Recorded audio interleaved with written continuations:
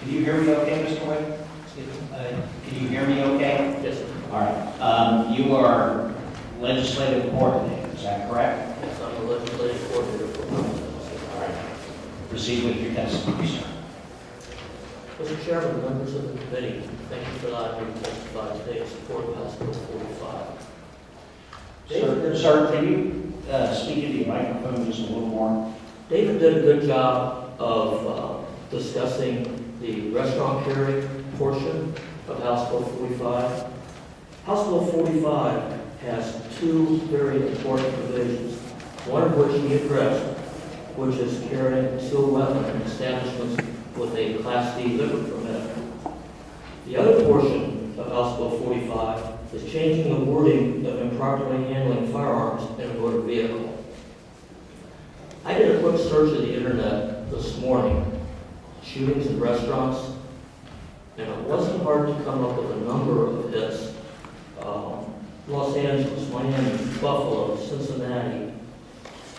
43 of the 50 states in this country, including all the states surrounding Ohio, allow legally armed citizens to carry and conceal firearms in restaurants that serve alcohol. That's 86%.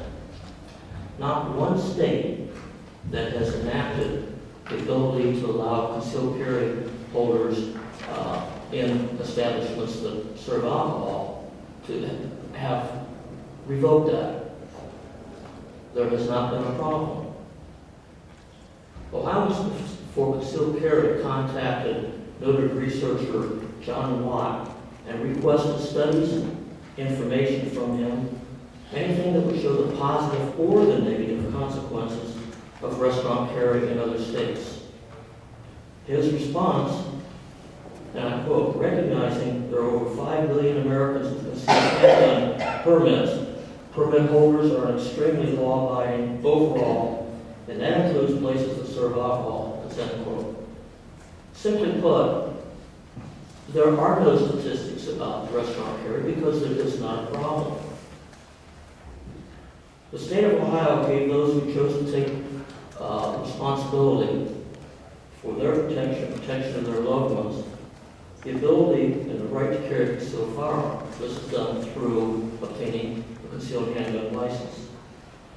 Currently, the state takes away that right to carry that firearm for personal protection or the protection of their loved ones if they or their family decide to eat in a restaurant that serves alcohol. Not only does the state take away the right of an individual to protect himself and his family in the restaurant, they take away that right for the individual when they approach the restaurant and when they leave the restaurant. Several people were shot and wounded in Cincinnati last month in close proximity to a restaurant, not in the restaurant, but when they left. One of our nation's founding documents, Declaration of Independence, speaks to all people, and it says, I quote, that all men are created equal. They are endowed by their Creator with certain unalienable rights. That among these are life, liberty, and pursuit of happiness. Unquote. Why has the state removed the ability of a concealed handgun license holder to defend that certain unalienable right, life? Because where he chooses to die? The state has done that because of fear. Fear promoted by those who fail to trust its citizens who have concealed handgun license. Trust that 86% of the states in this nation have given their citizens and found to be a valid trust. All the dire protections passed regarding concealed carry, predictions of vigilantism, shootouts, traffic lights, David mentioned some of them, that has not materialized. Neither have all the dire predictions materialized in the states that have enacted restaurant carry. Once again, those who would prohibit restaurant carry fail to realize we have to get to the restaurants. We have to leave the restaurants. There are bad guys out there. There are people who don't care what the law says. who will do anything and everything to deprive law-abiding of their unalienable rights. Let me add that if an individual believes that there are no guns in restaurants, I believe they're naive.